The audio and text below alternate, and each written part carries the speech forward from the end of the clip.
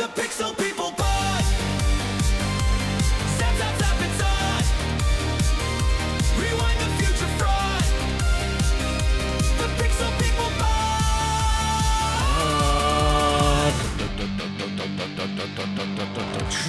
Hello, people. It's the Pixel People Pod.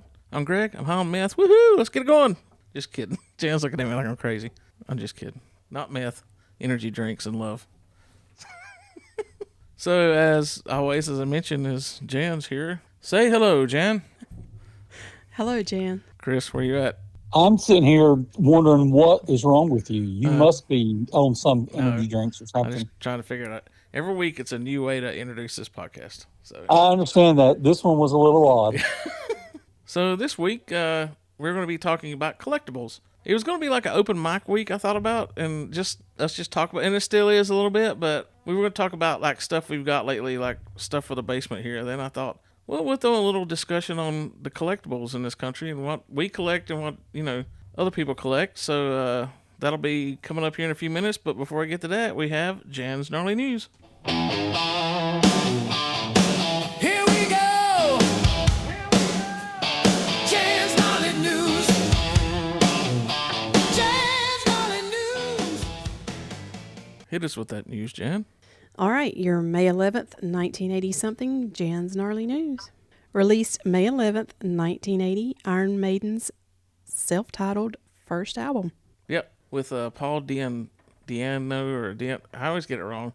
It's Paul. It's Paul D. Paul something. D. Paul Diano, I think, was the lead singer on that album. He did the first two albums, and they're good. That's a weird band that you got replaced by Bruce Dickinson. Everybody thinks, but even Bruce Dickinson loves the first two albums with Paul singing. So.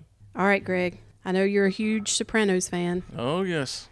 Born May 11th, 1981, Ariel Kiley. Ariel Kiley. Mm-hmm. Do you know who that is? No. Who's Ariel? She was Kiley? Tracy on The Sopranos. Tracy. I don't know a Tracy on The Sopranos. Really? Yes. What's her name again? Ariel Kiley. No, her real name. Oh, Ariel Kiley. Okay. Let me just see who this is. You don't know who it is? Yes, I know who she is. Oh man, yeah, she's really good. She's only on like half the She season. may not be very good if you can't remember who she is. I don't know her real name, and Tracy, but she's one of the strippers at the Bada Bing. What's her name again? Her name's Ariel Tracy on The Kiley. Sopranos. Tracy on The Sopranos. She's the one that Ralphie is dating and knocks up, and then she meets early demise. You just gave it all away. Yeah, Greg. you're gonna know that's coming when you see that show anyway. Yeah, she was really good on there. She's got a tragic turn on that show. She was really good though. I know. Yeah. She's also a yoga therapist and an author. Yeah, I looked her up years ago. She got out of acting after that. She just but she was good. Her 3 or 4 episodes she was on there. Respect. And She Chris, made it enough to be on the Gnarly News Yeah. for 3 episodes. Good job. I think you've talked about this next one. I think you saw this in person, but not in 1981. May 11th, 1981, Cats premiered on Broadway. I have. You seen Cats? Yes. Did you watch that god awful movie they did on it? No. Even Broadway people didn't want to watch that movie. I remember that thing being such a bomb, man. What's the guy's name that used to have James Corden? His whole career tanked after being in that movie. Really? Yeah, he was like one of the main cats in that movie. Oh, I didn't and know that. It was so bad that like his show, I don't know if it was a direct to it, but like after that movie premiered, his show was, I think, off the air within like 2 to 3 years. How was the Broadway show when you saw it? Was it It good? was great. It was great, dude. Kind of scratchy. Yeah. Yeah. Yeah. Well, you're a big cat fan, so I see why. I know I love cats. Do you wish you could have took your cat with you to see the No. play cats? No. All right. No. All right, May 11th, 1982, Men at Work dropped their debut single, Who Can It What Be a- Now, in the U.S. What I heard that today on the radio. What a great, Yeah, that's a great song. They were good. I'm trying to think of which song would be better, Down Under or that. As far as if you're gonna put one of theirs in which we're gonna do. I'm gonna bring that up now. We've talked about it. We're gonna do an episode where we're gonna do our first. We're gonna do it every year, but we're gonna introduce 5 songs into our 80s Hall of Fame. And we'll work on that later on this summer. But if you were going to put one of their songs, which one out of those two would you put? Just What are my two hypothetically. options again? Who Can It Be Now or Down Under? Let me think here for a second. I would say it's probably Who Can It Be Now? Yeah, I think Down Under might have been the bigger song, but I think I sing along more to Who Can They're It Be great, Now? but- Yeah. And he was really good. Their lead singer, he was really good on his couple episodes of Scrubs he was on. He was He was on. good on that. He was on the. Not Are the we Gary talking about Colin Hay? Yeah, the Larry Sanders Show. Gary Shandling did. He Nice, that was he a played great show. himself as one of the musical acts on there, and he was really good on that too. That's the Yeah, first time I yeah. realized that he was like really talented because I started watching that show, and I thought Men at Work was the '80s hit, and that was it. But he's on there doing a song, and it's really good. And I listened to some of his stuff, and I was like, yeah, that guy's talented. Not to be confused with Colin Ray, the guy that I thought Nobody would confuse that. I did. I know. That's why I Okay. said it. Okay. Yeah, I always miss your sarcasm over the phone, Chris. You do. I know. I'm trying to do it every week, so Yeah. we have that every You week. need to be like a bell or something and ding it when you're saying something. So I'm like, oh yeah, he's not being serious on that. Then it's not any fun. Yeah. It's said that Colin Hay was inspired to write this tune because he was living next to a drug dealer, and he always got those unexpected knocks yeah. at his door. So That's a good it story. makes sense. May 11th, 1983 was the final episode of Quincy M.E. I watched Quincy back in the day. I don't think I'd I watch like it the now. restaurant better, Yeah. but Yeah, Quincy's was awesome. So, yeah, I love Quincy. but I liked Quincy. I watched it as a kid. Did you watch that, Jen? Yes, I watched Yeah. that. It's a good. I mean, any show about a coroner and all that stuff, I'm going to watch. It aired on NBC from October 3rd, 1976 to May 11th, 1983. It was a good run. That's a pretty good run. Yeah. Released May 11th, 1984, the movie The Natural. I bet Greg's never watched it. No, I've watched it one time, like back in the early '90s. It's been a long time. Yeah. What a I great remember watching cast. that movie. Yeah. Yeah. Robert Redford, Glenn Close, Robert Duvall, Kim Basinger, and Wilford Brimley. As much as you love baseball, Chris, I figured that'd be like a staple for you. That movie. I've watched it a couple times. It's not one of my favorite Yeah. baseball movies, but it really, I mean, It's not as good as remember- The Sandlot. No, the best baseball movie is Major League, man. What's wrong with you people? Field of Dreams. Field of Dreams. No, Yeah, I Major was- League's better. Joe Boo would I like disagree. Major League because it's just funny, but I think Field of Dreams Okay, is better. since we're but- talking about baseball, what about the movie Signs? Because of the bat. the Do you- movie, yeah. what? Signs. Signs. Swing away. The Swing away, Merle. the M Night movie? Yes. Oh, I don't think I've ever seen that. What? Oh my God, Chris. I like We found a some of his movie that stuff, Chris but I has don't- not watched. But I don't think I've ever seen Signs. Okay, You well, don't, really need to watch don't it. watch it, Chris, because I've not watched it in a long time. And next time you're over here, we'll watch it on the big screen. Because Okay, tell me who's in that one. it's Mel Gibson, Joaquin Phoenix. That's right. I knew Yeah. they were. I knew Joaquin was in one of them. I just didn't know which one. There is a Very scene. good Oh. movie. There's a scene in that movie that is one of the creepiest scenes in any movie ever. I mean it. Where he's wearing the Hershey's Kiss hat. No, but Oh. the besides there being a jump scare scene in it that like was really good. Scary Movie 4, I think it is, spoofs the opening of that, and it's hilarious. So don't look anything up on it, Chris. Yeah. I want you to be Yeah. shocked and amazed. Okay. Yeah. Well, if I hadn't done it before now, I probably won't. Yeah, now. okay, good. Okay. We're gonna I'm watch good. that movie sometime. Okay. So, All right, May down 11th, for it. 1984, Firestarter premiered in theaters. I That just was a great song by Prodigy. Yeah. Such a good song. I Oh, never not the saw same that thing? movie until Jan made me watch it like 2 years ago, and it's really good. It Is is that a Drew good movie. Barrymore? Drew Yeah. Barrymore, Heather Locklear, Martin Sheen. Drew Barrymore is such a good little actress when she was young. Yeah. Yeah. So, yeah. Now she has a weird TV show. She's cute and a bunch fun. of appliances Yeah, at work but she's at yeah. Walmart. Yeah. She sells stuff at Walmart. Yes, they slapped. Yeah, it's called Beautiful. Yeah. Oh, I didn't know They that. slapped her name on all kinds of Chinese made junk. Yeah. Did not know that. Remember It's like air fryers and Remember that all 30 kind Rock of stuff. episode we watched with Tracy Jordan?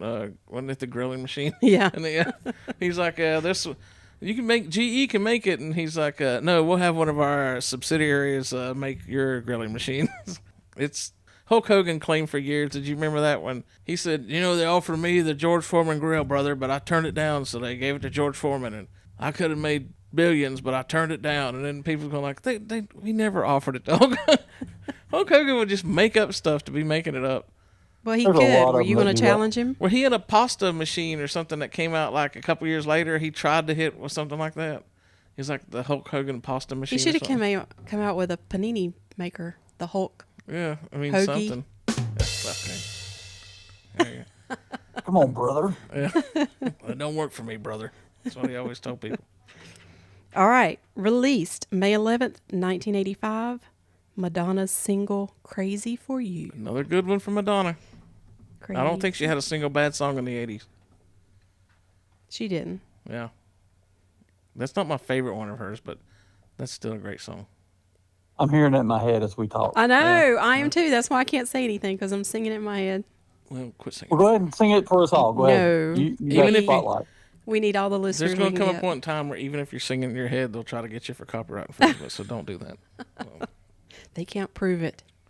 The headphones we have distribute your thoughts out. So, Woo, boy, we'd be in trouble. yeah. I know I've heard y'all talk, so yes. May 11th, 1986 was the last episode of Silver Spoons. I watched that show. It was good.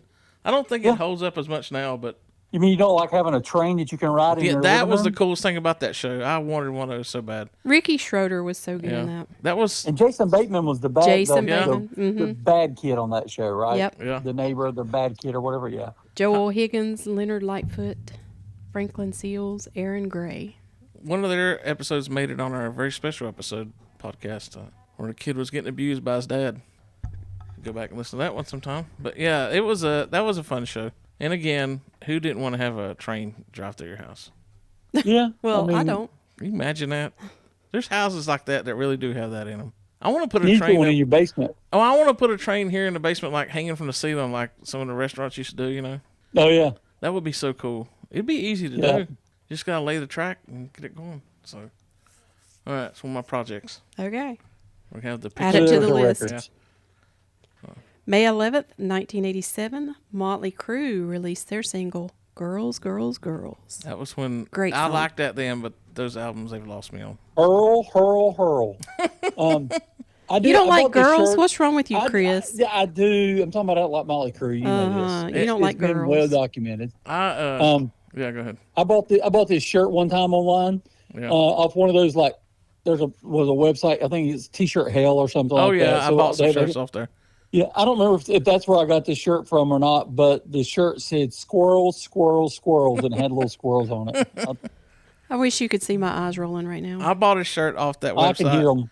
I bought a shirt off that website, and there was a bunch of them. And there's worse than hell shirts on there that you Oh, have, yeah, I you love have to that have site, though. real guts to wear them out. So I didn't get that. But I bought Yeah. one that this was during the West Coast choppers phase. Everybody wearing their gear, and mine said East Coast lawnmowers. I wore it. Nice. I think I still have it somewhere. There, But it's that fu- song, go ahead. Go ahead. I'm just saying. No, Besides that being like the strip club anthem, you know. yeah, I but- was going to say that song is played in every strip club, every night, probably, or every day, depending on the club, I guess. multiple How do times. we know And this? probably at least 10 times a day at least. Research. Jan. Research. We research stuff for this podcast. Oh, okay. It's weird though. You talk about Motley Crue, and this podcast has like 3 different Motley Crue people on it. There's Jan, who loves everything they ever did. She's a huge Motley Crue fan. There's me, who like the first 3 albums, and then they lose me because they were kind of raw, and I liked them, and then I still listen to those. But get up to Dr. Feelgood and Girls, Girls, Girls, I don't like that. And there's you, who hates everything they ever did. I will say I hate everything Motley Crue related with Vince Neil lead singing. Oh, With you like John the Corabi Corabi, album? Actually, Motley Crue is their best album. Yeah, it's Top good. to It bottom, is good. hands down. You're not the first It's a person great I've album. heard say that. A great lot album. of Motley Crue fans think that's that's that album Yeah, is like down low like a cult classic with people. Yeah, If their fans could have got behind him, yeah. Vince Neil would be living on the street somewhere, Well, you know, I disagree though doing because whatever. I don't if- think he would have survived. I think you're wrong though because if you look back at it, he had a decent solo career. He had some hits and was doing good. It was sort of like them getting back together just because they was both like, we're better off together than apart. I saw today that on the American Idol I saw that. finale, Motley Crue is going to be playing live with what's her name, Carrie Underwood singing with them, Yeah. and I posted on that site. I guess they'll be using lip sync tracks because there's no way. There's no way. I There's thought no the way same Vince thing. Neil is going to be singing live on TV. Zero chance. Yeah. Because if they want their tour and all their other stuff, and they let him sing that live, first of Yeah. all, American Idol wouldn't allow it, and then because they maybe- keep those people off of the audition stage. Maybe they'll let her do all the singing. And he'll just be up there like, I think that's probably what'll happen. He'll probably just be there going, yeah, just Yeah. like whatever, just saying yeah and like doing just whatever. yeah. I'm pretty I don't sure know. one of his singles was "Sister of Pain." Yeah, I think so. He That, had that's a good song. His solo album sold well and was good. It's just he had Steve Stevens on guitar. He had a good band behind him then. He just, they both just realized, this you can't split like that. Think about it. How many bands have split? Big bands have split, and they both like I'm thinking like Led Zeppelin's the only one I think of. Like Robert Plant went off and started his own career and pulled it off, and What about the members of Cream? yeah, but they were like a super group anyway. Then they were only together for like 2 years. It's like and back then like, it's probably easier to pull off. But I can't think of any '80s band where the lead singer said, "I'll see you later. I'm going to go do a solo career." Phil Collins, that's it. And he stayed with Genesis while he did it. Yeah. It's just hard to do.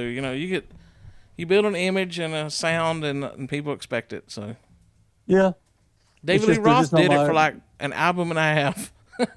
Yeah. He was like, he's going to be as big as they are. Then, nope. May 11th, 1987, Suzanne Vega released her album "Solitude Standing." Tom's Diner. Yes, and Luca. My name is Luca. I love that song. Luca. Where did he live at? Anybody remember where Luca lived? He didn't play for the Lakers now. You don't remember that? He lived on the second floor. Is that in I the was song? giving The Chris a lyrics? chance to answer. Yeah, my name is Luca. I live on the second floor. I can't remember There's the I rest live of different song. upstairs from you. it. Yeah. I think We're you seen me talking about before. different songs, right? Well, yeah. Yeah, I'm talking about Tom's Diner. Y'all talking about Luca. Yeah, I'm talking about Luca. If I'm not mistaken, that song's about him being abused or something? Yes. Yeah. So quit mocking it, Chris. God. I'm not mocking it. I just I say know. that Susan Vega's best song is Tom's Diner. Yeah, that is a good song. And you know what? I didn't know it until now that was actually her that did that song. Really? Yeah. Yeah. I May thought that I- was her only hit.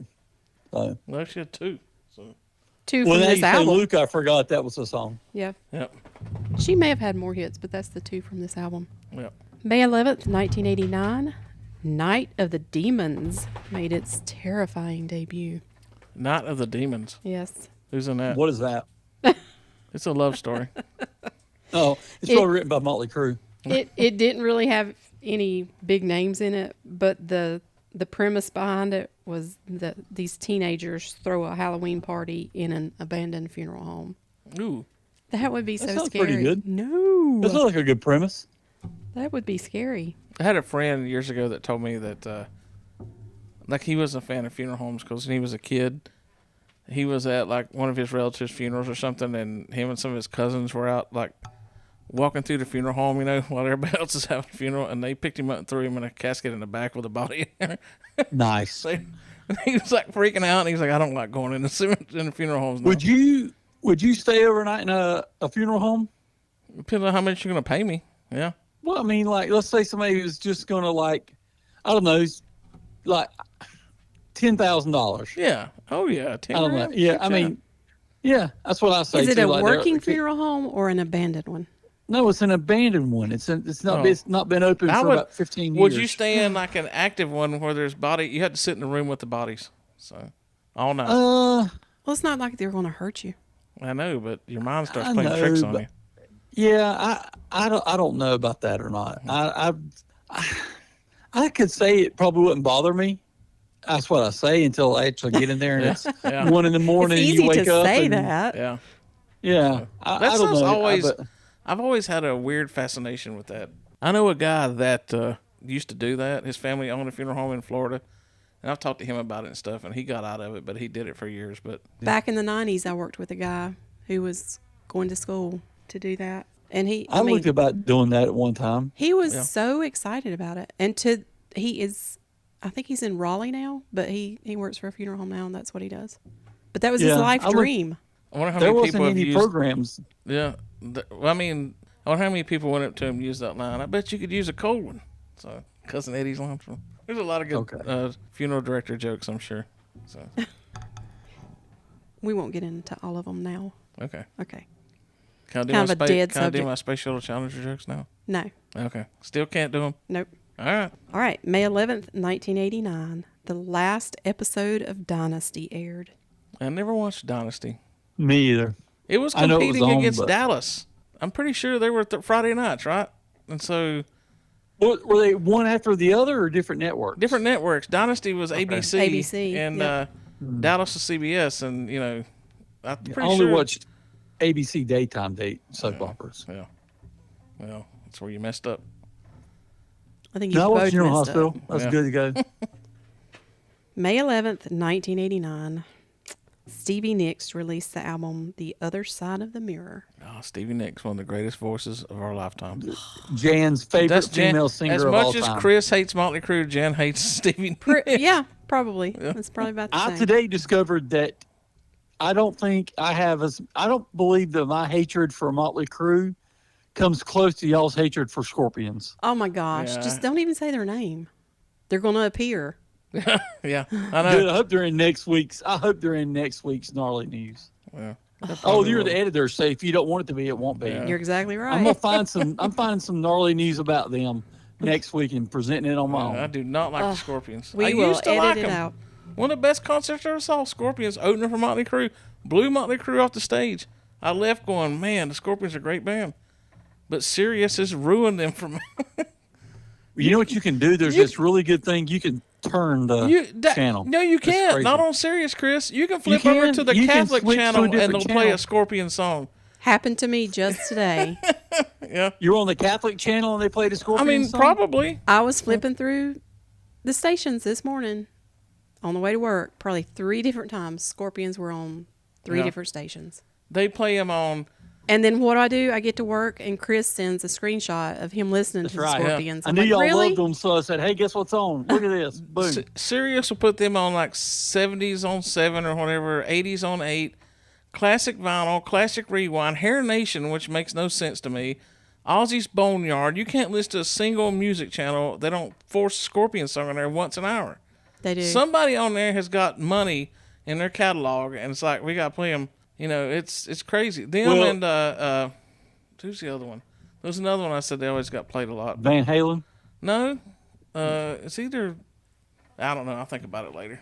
But You know, I would much rather have them playing a song every 2 hours on 5 different channels than be on a dedicated channel to one artist like the Bruce Springsteen and E Street Band yeah, channel. I know. Well, I mean, oh I God. can't. I mean, can't like, knock that though because they used to have a Rolling Stones channel and I lived on it. How do you feel about Well- the Metallica channel? yeah, that's overplayed too much. That's all too much too. those channels, though, at least they're not 100% the artist. They play the well, bands. no, that but the I'm artists- saying at yeah. least Scorpions doesn't have a channel dedicated to themselves. Hey, you I know? went the other night. Went to bed the other night while Jan's got the white noise machine going on her side of the bed. I've got my earbuds in, listen to the Grateful Dead channel on there, listen to some concert from '74, and just drifting away. Listen to like a 20-minute jamming session on a song. It's like just the greatest thing ever. The song that you went to sleep was still playing whenever you woke up. It Yeah, probably yeah, was. I, song. I do. And in the meantime, I couldn't fall asleep because he had his arm over me and he kept drumming to the song. Yeah. Do you remember when Inagata Davida was like, we were not old enough when it first came out. Right. I think it came out like Yeah. late 60s, early 70s. I love But that it was song. like an 8-9 minute song or whatever, or 10, 12, it's whatever. like over 10 Is minutes. it 15? It's whatever? like 15 to 18. It's there's a whole every now and then on Sirius, one of the channels will play the long one instead of the radio edit, and it's just like Yeah. like 5 minutes of it's just the drummer pounding away, and it's like that's one of the songs that DJs always said was their bathroom break song back in the day. Well, yeah, you play that song, and it's like that was back before these songs became, like a group that you're not a huge fan of. But Tool, a lot of their songs are Yeah. 8 to 12 minutes long, and that became was like not a real thing back in the day when they first put that out. But then there's a whole jam band genre, like with the Dead, that their songs in concert can be 20, 25 minutes long. Well, and it's people love it. They eat it up. Yeah, And it's just like, oh, I my like God. it. See, you and Jan are the opposite of me on that. I like the jam band stuff, but my favorite Black Crow song is Wiser Time, and I was playing it one time for Jan, and then I was playing the live version on it, and it was one of those in like 2015 where they were like really doing the extended hippie jam stuff on it, and it was like 15 minutes long, and Jan was like, "Is this song ever going to end?" And I was like, "Listen to the musicianship, Jan." She's like, "It just ended. It's too long." So I was like, she does not like the jam band stuff, but I can sit like when we would play Fire on the Mountain by Grateful Dead, my band would play it. Run, boy, run. We totally. What'd you say? You said Fire on the Mountain. I said Run, Boy, Run. Oh yeah. We would totally go in a Grateful Dead mode and just it would always be in the third set. When we was filling out the third sets when everything kind of died down, and it would be like, all right, Fire on the Mountain, like the fourth song, and it'd be like, just jam it. Sometimes it'd be 5 minutes, sometimes it'd be 10 minutes long. That's why I'm surprised you're not a Tool fan. I know why you don't like them, because you don't like the lead singer. Yeah, but their he is a songs Tool. are 8 to 15 minutes long on average, and they're musically just so unreal. Like such great songs. That's just like if you like that longer formatted songs. Yeah. Surprised me you're not a fan of more of their music. I never really gave him a chance just because of him. You need to. Some of those Well, Led, you know what? Led Zeppelin songs are really, really long. Yeah, I like him. I don't mind theirs as bad. Yeah. All right, and sad news about Ted Turner dying last week. Oh yeah. Rest in peace, Yep. Ted. He wasn't born in Rip the it. 80s, but he had a major part He in changed how it, the yeah. 80s came Well, about. Let's talk I don't know about if that's that. the right Yeah. wording. The one thing, and this was when I was thinking about it, I thought, man, look at what he created. But really, it's the downfall of society. He didn't know it then, but he's the one that created CNN. He founded it in 1980, the world's first 24-hour cable news network, which at the time was cool and probably was needed. But it has led to the 24-hour news cycle now that is just overdone and oversaturated. We don't need 24-hour news. It just riles people up. Yeah. I wish we there could was go a great- back to everybody is like, oh, it's 6:30 or 7 at night. It's time for a CBS Evening News, and you get your news Yep. off of that. And But it is There's a pretty great helpful documentary to. that came out. Go ahead. Sorry, Jan. no, I don't hear about documentary. What?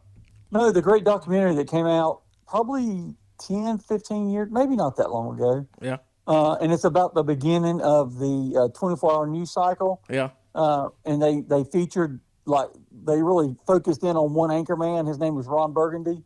And it was such a good way to look at how the 24-hour news cycle yeah. began. I mean, It's there probably amazing. was some truth in that, but yeah, it was needed back then. And another thing is the Atlanta Braves need to thank him for where they're at now because he bought them and the Hawks, and putting them on the WTBS Superstation, put them nationwide. hated it. I know you hate hated it it. because you're a Cardinals fan, but Well, I hated the fact that they were 50, 52 and 100, and they were on every game. Yeah, I know. It doesn't matter. Every game was on. And I was just like, dude, just stop. Just stop. The team's terrible. but But no, it was great that it brought baseball to so many people. It just was a bad product Yeah. then. He's also was one of the largest private landowners in the U.S., and he was a big environmentalist and conservationist, and he had a big part in helping bringing back the bison herd, saving his species. How many acres of land does he own? I heard this today on the radio. I'm not sure. How many do you know? Over 2 million acres of land. Oh, really? Wow. Yeah. He's like one of the largest in the world. And he also won America's Cup sailing. He was an accomplished yachtsman. I mean, that guy did everything. Let's talk about the greatest thing he did, Chris. What, pick a great wife? He and put Hanoi Jane? he put wrestling on the Superstation. Oh, yes. Yes. 6:05 Saturday night, and made a lot of those guys, and he was that helped build up his networks, TBS and all that stuff. And then he bought Crockett Promotions and formed WCW, which went head to head with the WWE and almost took beat him. down. Yeah, almost took Yeah. him down, But he He was had a good run. There's a famous thing where after he bought him, he called Vince McMahon and said, "Well, Vince, guess what? I'm in the wrestling business." And Vince said, "Well, good for you, but I'm in the entertainment business." Kind of turned it on him, But if you ever look up, some funny stuff. Vince was actually worried about him, And there's some great skits where he did the Millionaire Ted skit, where he had a guy pretending to be Ted Turner and spoofing Hulk Hogan because he left to go work for Ted. It was pretty good. But yeah, We can thank him for a lot of great wrestling back in the day, too. Yes, it was so great. Yep. So rest in peace, Ted. You'll be missed. Had dementia, and that's a sad way to go, but, he left his mark on the world. And there you have Jan's Gnarly News. Oh, gnarly! Gracias, Jan. Do not forget what we talked about. You need to say it before we get into the collectible stuff. Well, Chris, you know more about it. Say it. Well, just that they're re-releasing for the 40th anniversary Top Gun and Maverick both are going to be in theaters for 1 week only. I think I saw just 1 week only, starting this week. I think it starts on the 13th. Cool. So to run through that. So they're showing them, and I've already looked it up, and they're not showing them in the Dolby here in our town, which is in the big theater, which with all the super sound. But what's weird is the way they're showing them, it's like you would have to go see Maverick at like 1:30 in the day, and then Top Gun plays like at 7 at night. They don't, the times are odd, but you can go see, if you've never seen Top Gun, you can go see it in theater. And if you haven't seen Maverick, go see it in the theater coming up this week. See Baby Rooster and Adult Rooster all in one day. That's right. And I forgot to mention it last week on our Top Gun podcast. Yeah. So we need to mention it now. Yeah. So if you hadn't listened to that episode, listen to it, and then go watch them in the theater, and message us and tell us how you liked somehow. it. Yeah. Yeah, I'll be watching them. I'll be there somehow. All right. So that'll bring us to our topic this week. And it's about collectibles and just the whole world of collectibles. And we're going to put some of our thoughts into it and stuff that we collect. So we got some stats here. I'll read off some here, and then Jan has some better, more 80s focused stats, which is going to be good to hear. I was doing some research, and I was looking to see what percentage of Americans collects items. I asked Google, what percent, found out. It's a broad figure. It's either between 30% and 60%. It depends on what you can. It's kind of hard to figure out what you consider as collecting, but that's percentage. And they broke it down where if you take the 60%, it was from a 2022 survey by Magnify Monkey. It was a 2022 survey by Magnify Money. Shut up. I'll just leave that in. That's pretty funny. Found that 60% of Americans identify as collectors. But they say that the reason it's high is they think that some people consider like digital assets and casual hobbyist items are included in their collecting. So they might be collectors, but not serious collectors. Consumer research from Psychology Today said that traditionally estimates that 30% of U.S. households engage in formal collecting, which you have like, this is what I collect. So, for example, I collect metal lunchboxes. And before that, years ago, I collected Duke sports memorabilia. I have a room upstairs it's the room that Jan wants to stay out of because it's Duke blue and it's hideous. I mean, I've got pieces hideous. of the Cameron floor hanging on the wall there, autographed pictures, everything. 5 championship banners hanging right there. And before that, I was into collecting NASCAR memorabilia and toys. That was the early 90s. I sunk a lot of money and time in NASCAR collectibles. Let me tell you something. How much is all that worth? It is worth nada because you go to Jan and I see it. You go to any antique store or any toy show or anything, and those NASCAR guys are sitting there, and nobody's going to their table. And they're practically giving it away. Yeah. I mean, the proof of how that's fallen off was when we went to an auction last year. The guy had early 90s stand-ups, cardboard stand-ups in great condition. And he had a Dale Earnhardt one, the Intimidator, and it went for like $10. Nobody was bidding on it. And when the Mark Markman came up, that's who I pulled for. I bid $5. I didn't even want it, but I bid $5 because I was like, I can't let Mark go out with nothing. So I bid $5, and it's sitting on our garage right now. But they pulled the rest of them because nobody was bidding on them. Nobody wanted the NASCAR collectible stuff. God, I thought that was going to be huge.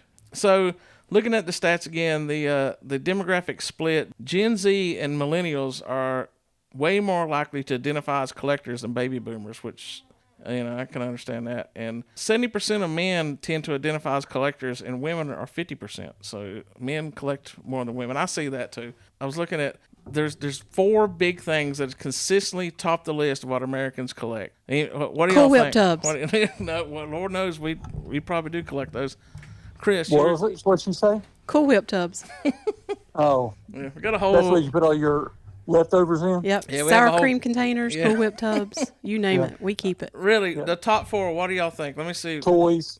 That's Toys are probably number one. toys are number Cars. 2. Toys and dolls are number 2. Sports cards. Trading cards are number 3. Really? Yep. Number 1 and 4 are kind of tied in together. I think, a little bit. Bobbleheads. No, you'll not get these because you'll be thinking different. I wouldn't have got them either. Number 1 is coins, and there are coin shows. That, that's a whole thing. I think back to my coming up to 30 years in vending. At least, I would say over 20 of those years I worked in the money room helping out when people be on vacation.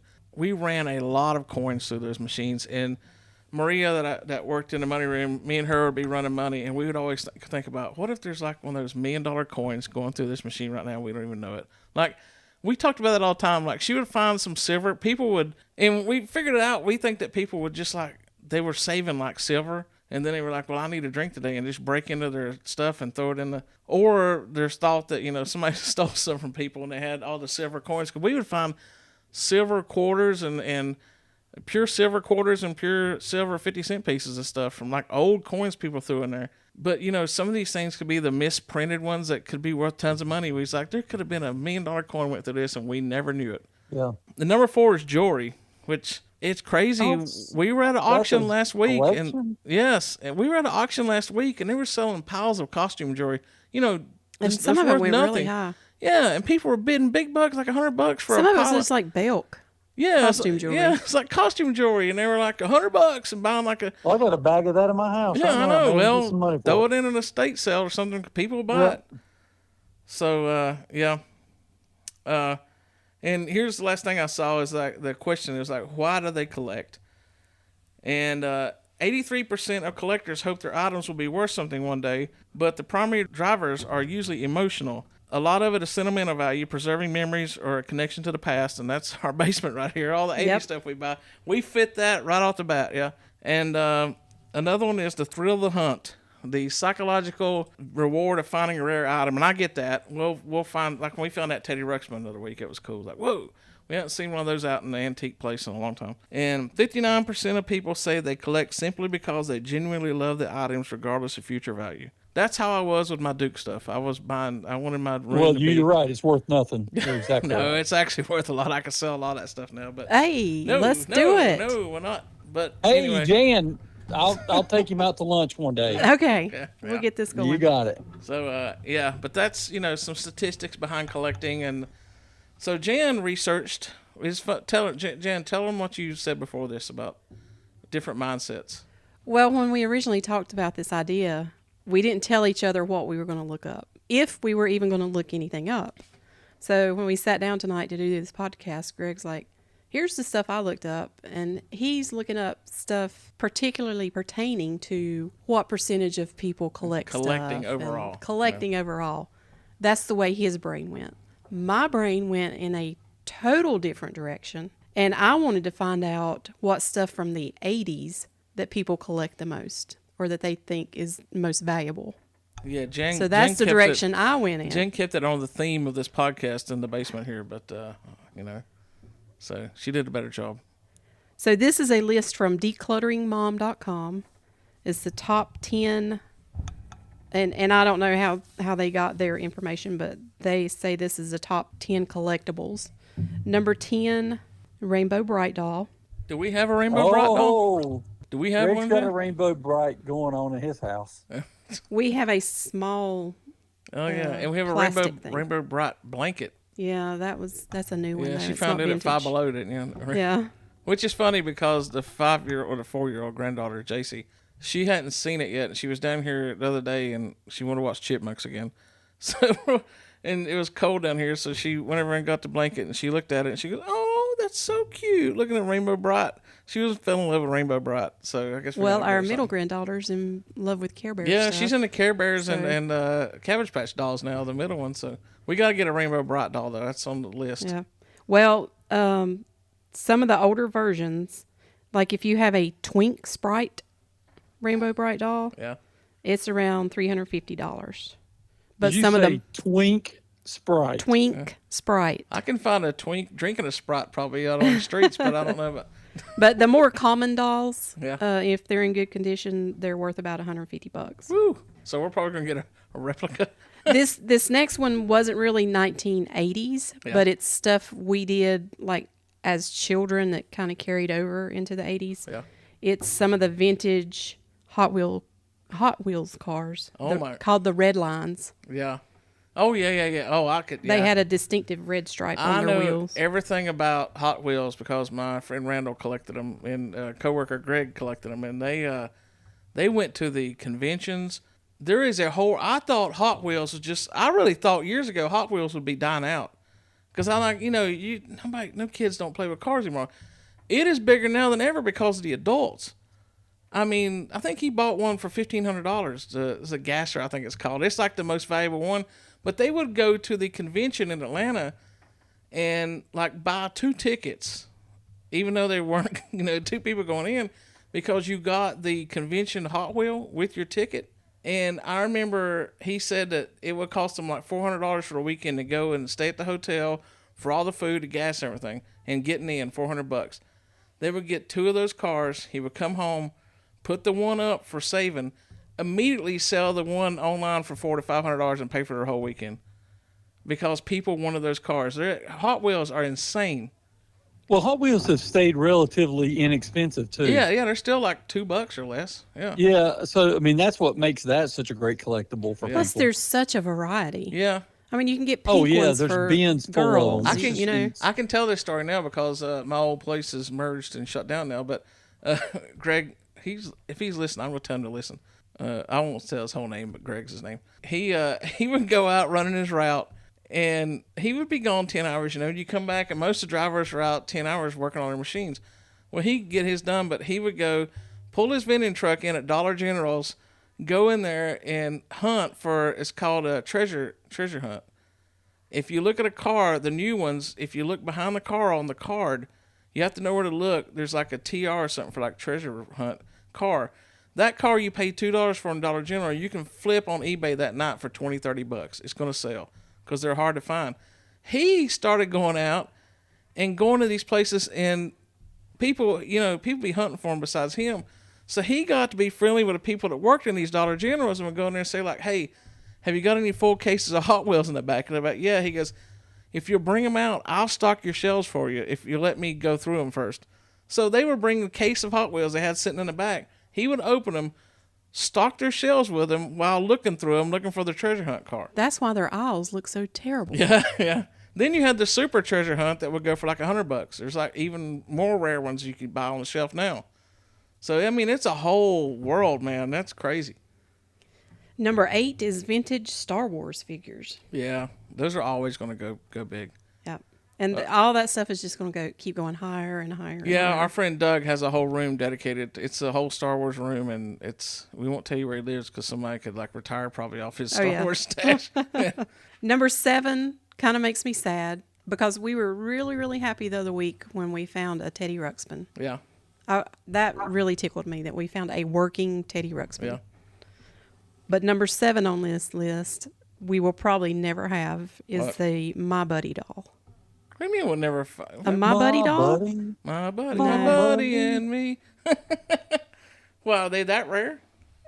It's just that nobody sells them anymore because they're worth about $400. Oh, crap. Yeah, we probably won't have My Buddy. Yeah, I don't know that we'll be getting one of those. Number 6 is the Pepsi Optimus Prime. Pepsi. The Pepsi Oh, and Optimus Pepsi Prime. owned the company? Yep. So, It had a unique Pepsi branding from 1985 that people just loved it because it had Pepsi on it. Yeah, those Things, if you have one of those, yeah. can get you up to $9,500. I don't doubt it. There's a whole world, Transformer world. Our buddy Paul, he collects Transformers, but he don't have that one. I know that. Number 5 is the G.I. Joe aircraft carrier. We've seen one. There's a store in Lincoln, North Carolina, and the guy had the whole thing set up. The thing is massive. You had to be a really rich kid to have one of those. I don't know anybody that had one of those. I watched I never saw one in person, but we watched a video, and they were talking about how that was, the holy grail for some kids. And then we walked in that Needless Collectibles in Lincoln, North Carolina. A very nice guy owns it. It's a cool place. And he had one set up in there, and it was wild to see because you had to see one of those in person and realize what a big deal that would have been if you were a kid and you had that thing. Those things now, though, if you can find one, Yeah.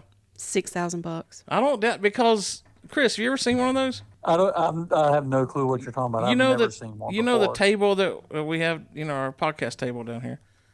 It's at least that size. It's a full aircraft carrier. I mean, I can imagine why it costs so much, because to find one now, because the pieces and get one in good shape that made it through the 80s. Because you had that thing as a kid set up, and it would sit there, for like a couple years, and you started to hit puberty, and you're like, get this thing out of here. And people just broke it apart and threw it in a box. You find one in full shape, that's like a holy grail, yeah. Yeah, that's just something I don't think I've ever. I'm going to look it up while we're talking. I was never See into what it G.I. looks Joe like. stuff. I never had a single G.I. Joe thing. Wish you had, because we could I sell it know. now. Yeah. Number 4 is He-Man action figures. Yeah, I wasn't into that. I watched the cartoon, but yeah. Number 3. Well, and then that'll probably take off because the movie's coming out this summer. Yeah, that's going to Yeah. push their collectibles up, yeah. Number 3 is original Transformers action figures. Yeah. Number 2 is Cabbage Patch Dolls. We have one of those and bought a second one. So And you'll never guess what number 1 is. let's think. Wait a minute, let's think. I'm going to look around here in the basement and see all the stuff we've collected. and We see. have a tiny one of these. Really? Yeah. Manservant? Hold on a second. So the number one collectible from the 80s? Well, no, this is just a list that I found that this certain website put Tiny. together. What do we have that's small here? But- Let's, I don't know how they got their data. just tell They us. made 'cause- it up. It's tell Rapunzel My Little Pony. Oh, well, yeah. Which is one of the There's first conventions for the pony. Oh, My the Little Pony. bronies? Yeah, the brony. Yep. Yeah, there's conventions of that. Yeah, I can see that. Yeah, we don't have an actual. We have a small one. Yeah, we have a couple small ones. I also looked up some 80s toys that sold on eBay and Yeah. some of the prices that they fetched. Real quick, before you go on that list, you talk about Cabbage Patch Kids. Do you remember, like, my mom and my aunt would make knockoff Cabbage Patch Kids? Did you ever see any of those? It's like, they had, like, the pattern, but then they made, like, generic off-brand ones I'll let Jan to answer give the this. people and stuff. I'll let Jan answer this, Jan. Chris, all I wanted when I was a little girl was a Cabbage Patch doll. And even as a little girl, I knew if it had Xavier Roberts' name on the butt, that it was a true Cabbage Patch doll. Who? Xavier Roberts, who is the inventor of the Cabbage Patch doll. Yeah, he invented them. Oh, so you got that tattooed on you then? No, Right, so no. I'm I wanted true one so bad, Xavier Roberts guy. but I got the knockoff that some lady in our church made. Yeah. And it didn't have Those the name knockoffs on were the butt. awesome. Okay, my mom I would mean, make I them and still give them loved to mine, but kids I at church really and wanted. stuff. I really was wanted a funny. real one. Well, the knockoff stuff, that's a sign of something how big it is, because I was actually looking one time, originally before I got my first pair of Air Jordans, I had the Cougar knockoffs, and I've looked. Hey, Cougar was good, Yeah, buddy. I know, Don't but be making fun of that. I was looking up the Cougar knockoff Air Jordans one time, and I couldn't find the Cougar ones, but there was like another knockoff shoe back then that made it with the colors and kind of like, they're going for hundreds of dollars. It's like, even the knockoff stuff, if it's something that people, really collected and stuff, even the knockoffs go for money. So the 1984 Transformers Yeah. that came out, if you had a sealed G1 Optimus Prime, one recently sold on eBay for $2,500. Yeah. Some of those loose figures still sell for up to $500. The Nintendo Entertainment System, if you have some of the sealed games that came out yeah, in you the gotta keep in the all- 80s, Yeah. some of those, like Super Mario Brothers or Legend of Zelda, if they're still sealed, the 80s games, some of those sell for over $10,000. That's the problem. Nobody has anything still sealed. We Yeah. tear them open, I learned my lesson on that. I don't think it's actually gone up. I thought it would, but I have the little sweet Dr. Pepper Funko Pop, and I have one on my shelf in my office at work, and then the other one's still in the box, hoping it'd be worth something one day. But Which it's not Funko did you have? Little Sweet, the Dr. Pepper. Gotcha. It's not worth that much, though. Some of the Teenage Mutant Ninja Turtle stuff sells really high right now. And you have to look for different kind of variations of it. Yeah. So there's a difference between a soft head and a hard head. So the soft head Teenage Mutant Ninja Turtle stuff is more expensive than the hard head stuff. That's what she said. So if you have a soft head Raphael from 1988, Yeah. it's worth about $800. Why is he more than the other ones? Probably would it make as many. I don't know. I was looking my son-in-law like loves Teenage Mutant Ninja. Two things he was fandom of. His fandom was Teenage Mutant Ninja Turtles and the Power Rangers. And I was looking at getting him. He was talking about how the coolest thing he remembered as a kid was the Teenage Mutant Ninja Turtles van that they drove around in. And I was looking. I was going to get him one for his birthday, for Christmas, or his birthday last year. And I was looking, and they had a lot of moving parts on them. And to find one in like really good shape is $100-something. You could find some for like $50 or $60, but this broke. Like the door apparently sprung out where the pizzas came with it and all this stuff. But it was a cool toy. I see why everybody loved them. But you see those things like that with a lot of little parts and all, and that's why they're worth so much now, because people lose those parts.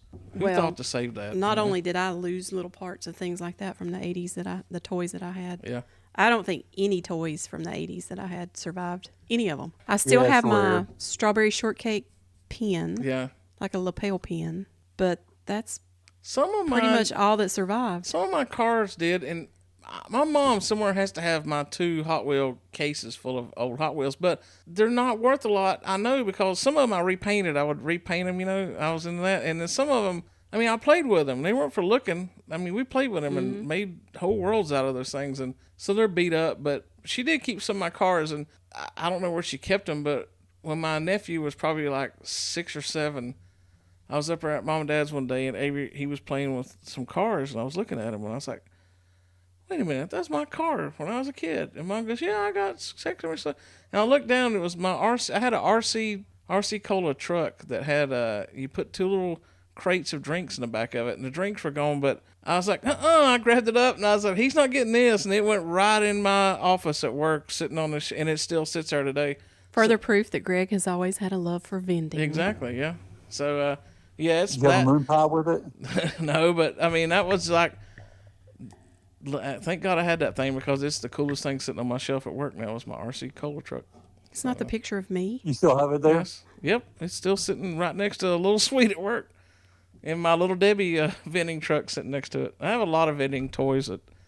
That's some of the things that you've collected over the years. Yeah, I forgot about that. I was in that phase for a while. At my big office where I used to work, I had a office double the size of the one I've got now. It was the big corner office, and I just started buying anything vending related or like snack related I could find. And it was like a small museum in my office of like vending collectibles. And then when I moved to where I'm at now and we got bought out, my office is smaller, but I brought some of them back over there, and the cooler stuff has made it through, but the rest of them are boxed up out here somewhere. So what did the 2 of you collect when maybe you were teenagers? Was there anything? I don't think I collected anything then. I was more, if you count this as collecting, I was cassettes and stuff. I was like, always new music and building up my cassette collection. So. What about you, Chris? Did you collect anything as a teenager?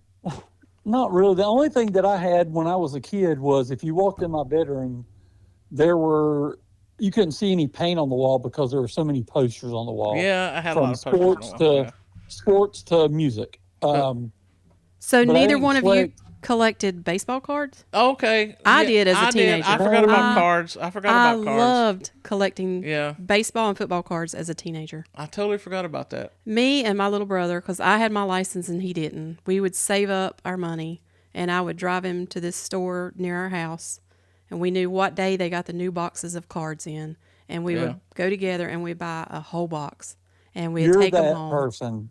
Yes. Oh, it was so fun. They do it now at Walmart and Target and stuff. You're one of those. I totally forgot. You made me forget about that. It was so fun. Me and, you made me remember that actually. I was big into that, and my cousin Wes, who's like 8 years younger than me, he got into baseball card collecting, and this was 90, 91 weekends. He'd hang out with me. I was like his big brother. We would go to all the card shops in Hickory. We had like a routine. There was one.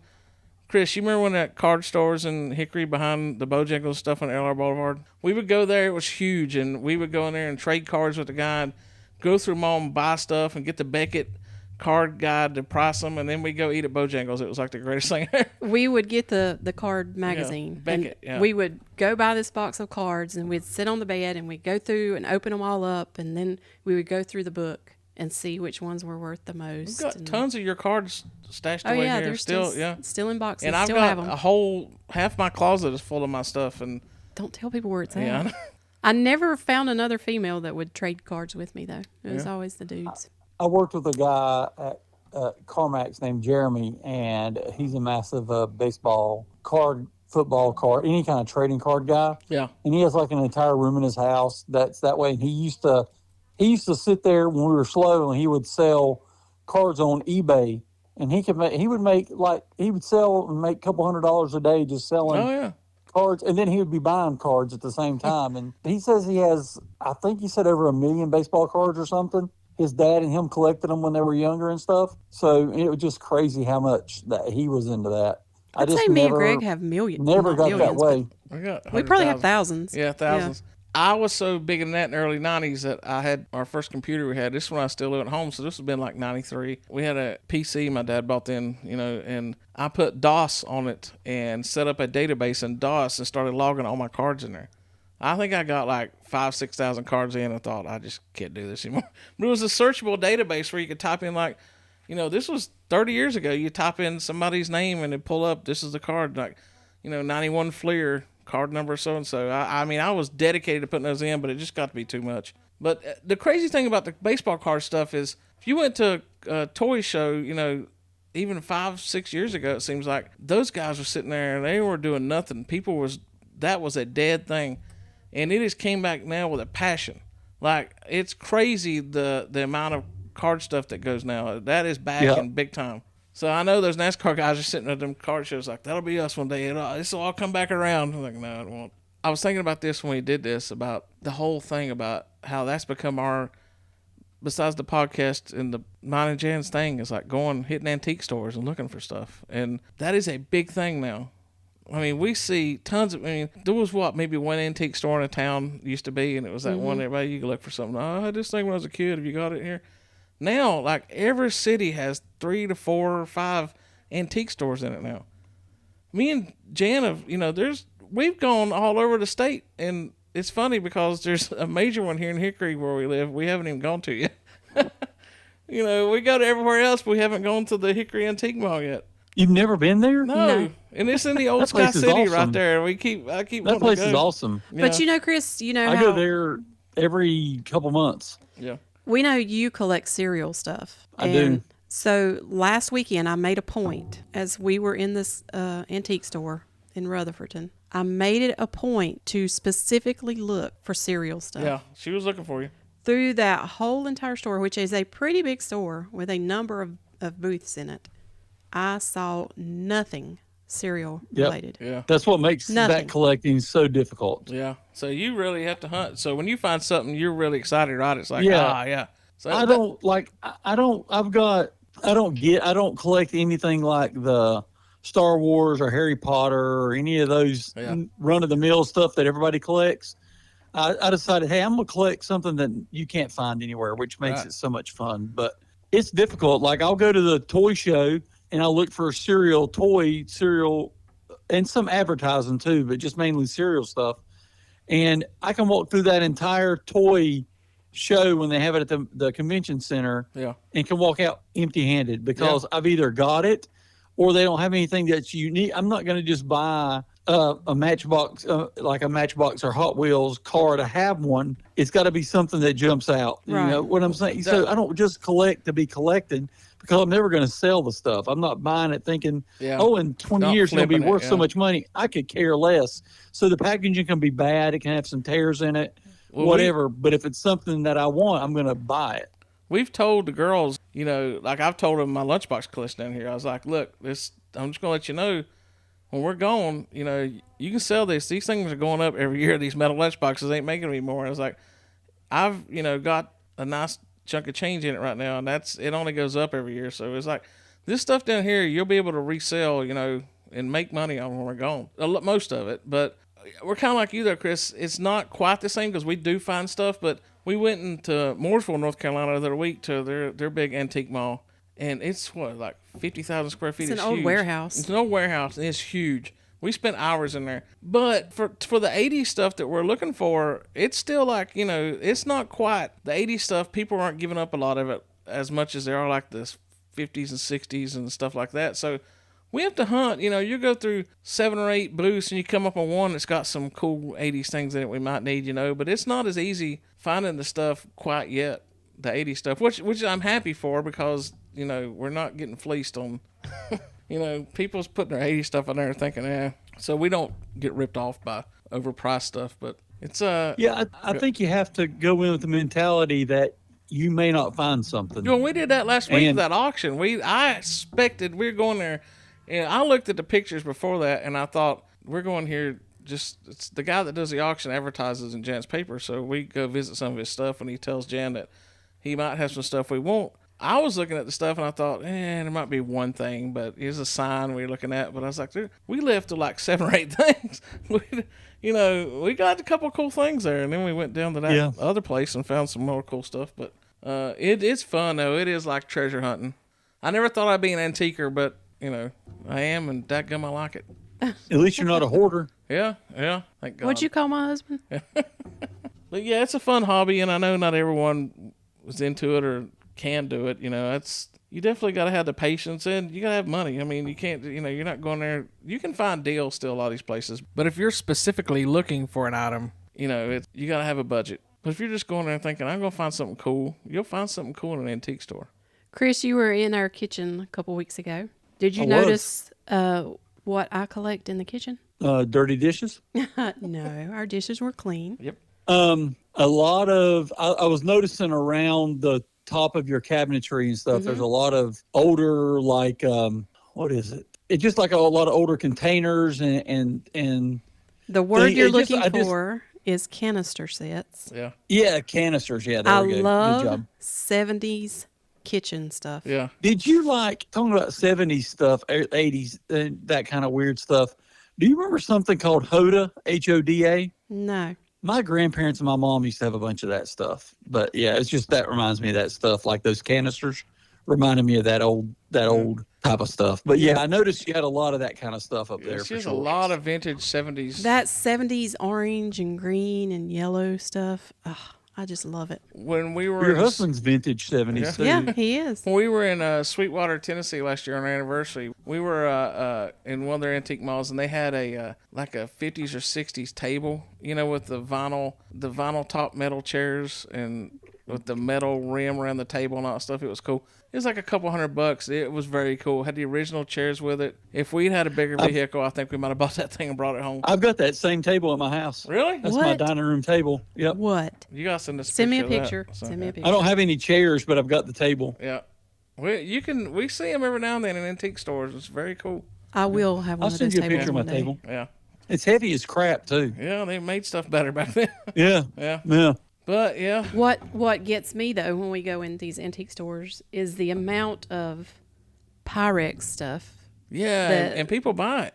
And how expensive it is now. Yes. I guess because Pyrex got bought out. And so if you don't know this, the uppercase Pyrex stuff is the good Pyrex. Yeah. And that's the stuff that is really sky high At right that now. auction we were at last week, like 2 Pyrex bowls went for like $50 or more. Yes. And they were small bowls too. Yeah. People, we go to those auctions and the stuff that people buy, some of that stuff is like, why do you need that for? But you know. Well, Pyrex is quality. But people buy a lot if of like. you get the capital Pyrex. Yeah, Don't lot buy of the lowercase dishes stuff and, because it breaks. You know, a lot of dishes and all that stuff, and it's like, you know, more power to you. Everybody has something they like to collect, but it's like, some of that stuff, I'm like, you know, why? You know, cast iron's that way too. You know what? Yes, they had a lot of cast iron going. People really love high. cast iron. Yeah. One thing that at that auction last week we were at that I think I went up to like $60 on and then gave up was an old, probably 60s Lincoln Log set. Yeah. That was one of my favorite toys as a kid, and I was wanting that so bad. I was bidding it up, and it was like got to like 60. I'm like, I'm out. I'm not paying that for old Lincoln Logs, but it still had the original container with it and everything with the lid. It was and cool. the boy that owned it had wrote his name on the top of the lid, and his name was Greg. So, you should have bought that. Yeah. It went for over $100. Yeah, it went for a lot. Well, Greg's priceless. Yeah, indeed. So. But Greg's Lincoln Logs are not. Yeah, I've got to go look at Mom and Dad, find out and find my old Lincoln Logs. I know she didn't throw that stuff out. She kept it. It's probably in her attic. So, I think that's the difference between a family just having 2 kids and a family having 4. Yeah. Because you actually have stuff from your childhood left and Yeah, not in pieces. Yeah. I have nothing left between Yeah. the 4 kids that were in my family. Yeah, they pass it down and break it. Well, this has been a good discussion. People, when you listen to this, go to the Pixel Underground page on Facebook and let us know what you collect. We'd like to know. And look through the pictures of our collection. Yeah, we'll put some of our stuff on there. Chris, you can post some pictures of your vintage cereal stuff. Let's have it. All right, I'll do it. So that'll about wrap it up on this one. Hope you enjoyed it. This has been a fun one. I like it when we just wing it sometimes. And we could have went another hour on this. You know, we might do a collectibles part 2 one day, or do a monthly recap on what did you find this month. Antiquing. Yeah. All right. Well, like I say, that'll about do it. Chris, you got anything left to say? Long duck dong. You really make it hard when I got to edit that in. That's what she said. No, sorry. It'll always no. I'll come up with something new next week. I'll change it up. People get a kick out of that. So, Jen. Shine on. The Pixel People Pod. Oh, for the love of God, David Hare, I'm so sorry again. Rewind the future from I'm so sorry. the Pixel People I'm sorry, David.